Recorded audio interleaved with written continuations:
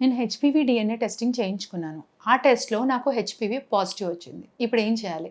ఈ result positive చూసిన వెంటనే చాలామంది పానిక్ అవుతున్నారు. ఏం చేయాలి? అమ్మో! నాకేదో అయిపోతుందని భయం అనేది చూస్తూ ఉన్నాను.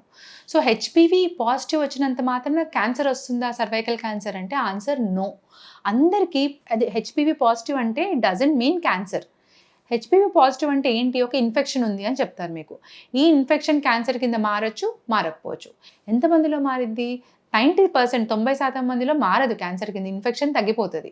ఆ 10%లో మారిద్ది. సో, మరి నేను హెచ్‌పీవీ పాజిటివ్ వచ్చినప్పుడు ఏం చేయాలి అని అడిగితే, ఒక స్పెషలిస్ట్‌ని కన్సల్ట్ చేయండి.